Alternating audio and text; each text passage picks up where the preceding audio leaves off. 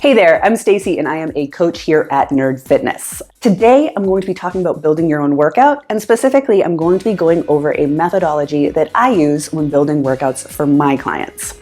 Now, it might seem complicated at first, but once we learn a few of the basic principles, you'll know how to do it too. So, let's jump right in.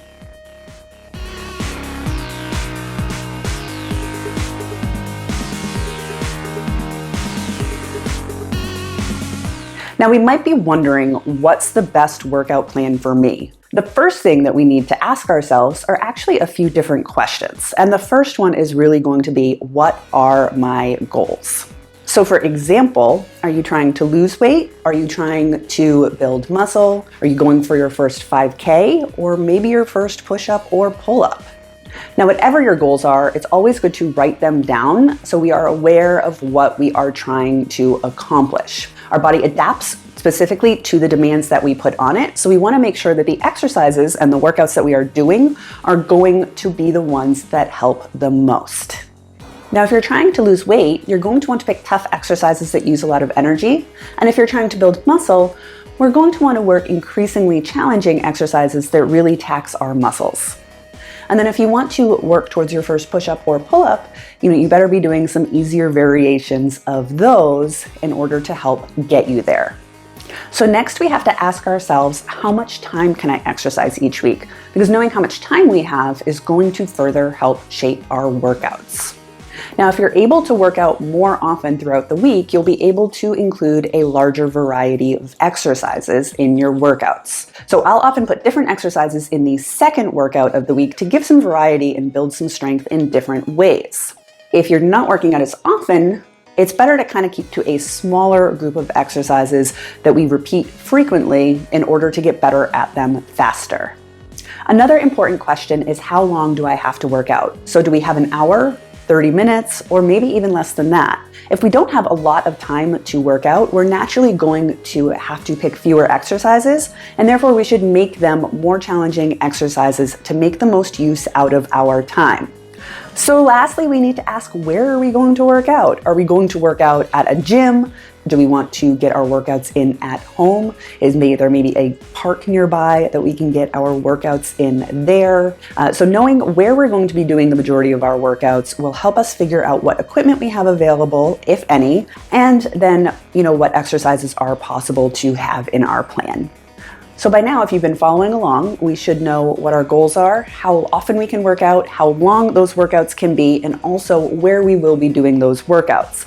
And the answers to all of these questions are going to change how your workout looks. However, for a beginner just getting started, there's going to be a lot of things in common. So let's look at some of those similarities.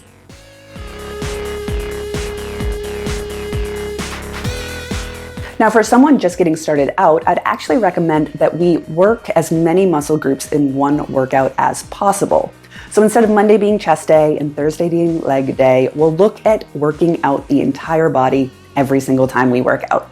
So this full body workout will be quite challenging to start and will help us improve in a shorter amount of time. So we'll build this full body workout with a lot of compound exercises. Now, a compound exercise is one where multiple joints and muscle groups are used, especially to move around. So for example, if we look at a push-up, we're using our chest, shoulder, and triceps in order to move and to make that push-up movement happen. Now, this is opposed to something like a chest fly, which primarily works the chest and only moves through the shoulder joint. That means if we were going to do a chest fly, we would need to do another movement to specifically focus on the triceps in order to do everything that the push-up does. Now, there's a time and place for these types of movements and these types of workouts, but breaking things up this way is not the most efficient way to do things, especially when you are just starting out or if we only have very limited time to work out.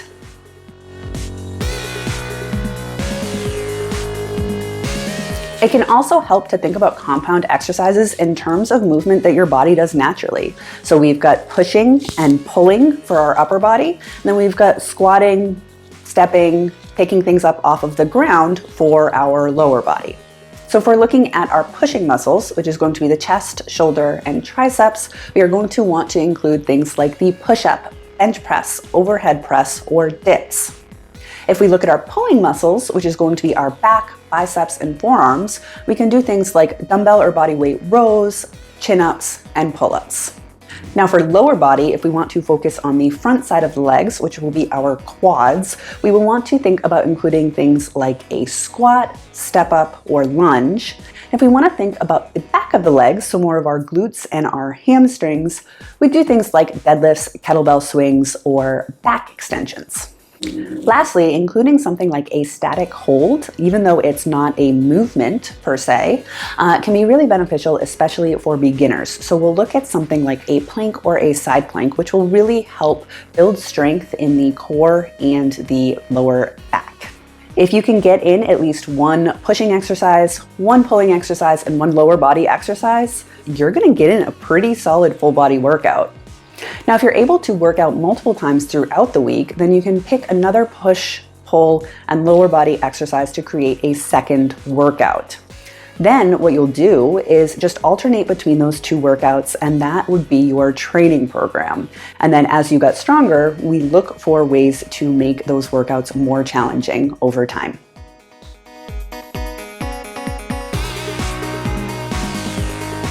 So now we know what to do, but how much of it should we be doing? We cover more about sets and reps in another video, but if you're just starting off, then let's keep things super simple and look to complete about 3 sets of each exercise with a total number of reps being around 10 to 20. Now, if you can't do that many reps right now, no worries, that's totally fine. Just do what you can and focus on increasing that work over time, whether it's increasing the number of reps that you do or increasing the amount of weight that you are lifting. Now, if you want a little more guidance, just keep watching, because what we are going to do next is go over the beginner body weight workout that a lot of people have used to get started, how that's formatted, and how we can modify that for our individual needs.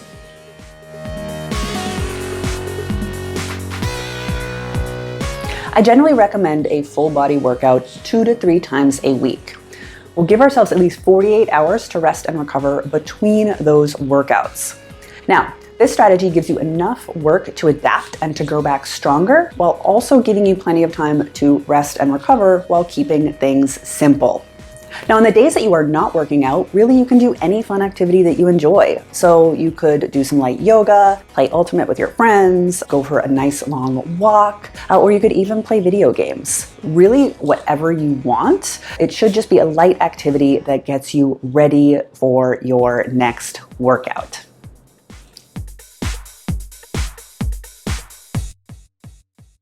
Now, at the start of this video, we asked you to look at how many times a week you would be able to work out. And if the answer to that is 1, that's totally fine. We will work with what you have available. If you can add a second day, then you'll start to see some progression happen a little faster, but don't let those details keep you from starting. Working out once a week still gives you a ton of benefits over not working out at all. I've had a ton of clients see success with only 1 workout a week, especially when they're first starting out. A really good workout once a week coupled with some nutritional changes is plenty for a beginner to start really seeing changes and making progress. Now, if we're struggling to fit that 1 workout into our calendar each week, it might be helpful to reflect back at the questions that we answered when we first came in. So looking at, how often, how long, and where do we want to get our workout in? So if we're struggling getting in a longer workout once a week, maybe we start off with a shorter one that we definitely have time for, and it's only 10 to 15 minutes versus say 45 minutes to an hour. In addition, say we had planned on getting our workouts in at the gym and we just can't seem to get there, maybe we start off working out at home and build up to get that habit in place before we start to think about trying to fit in things like the gym and all of these extras. The most important thing here is going to be what you will consistently do, because consistency is what brings progress.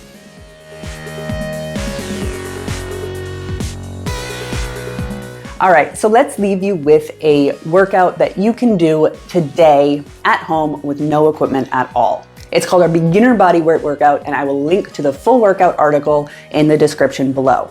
In this workout, you'll do 3 sets, 3 times through, of 20 bodyweight squats, 10 push-ups, 10 lunges per leg, 10 rows per arm, a 15-second front plank, and then 30 jumping jacks.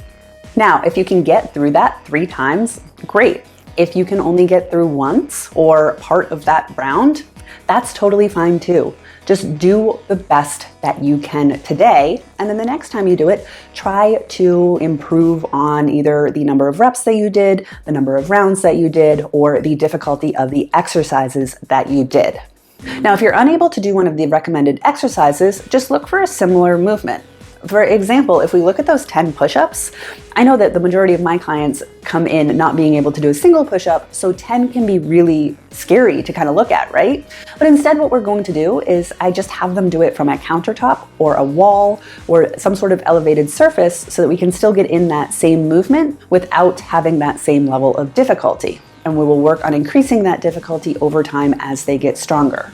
Another example here is those jumping jacks. If high impact movements don't work for you, or say you live in an apartment on a higher floor, just do step jacks where you're stepping instead of jumping. If the number of reps look too high, like say those 20 squats or those 10 lunges, just reduce the number of reps. So say you'll start out doing 5, 10, and then increase the total number of reps over time. Now, the beginner bodyweight workout uses those compound exercises that we talked about. So it hits every single muscle group in your body, and some variation of it is a great place to start with your training. So there you have it. Remember, when we're looking at building a workout, we want to start with looking at what our goals are, what our available time is, and where we will be getting our workout in. Look to start with full body workouts using compound exercises, those exercises that use multiple muscles at the same time, like squats, push-ups, and rows. You can also think of those compound exercises as movement patterns and how the body naturally functions. So get a pushing movement, a pulling movement, and a leg movement, and really you're well off. Hit up each of these exercises for 3 rounds of 10 to 20 reps each, and aim to complete these full body workouts 1 to 3 times per week. With all of this information though, the most important thing is to just get started. So don't overthink it, get in the work, and go have fun.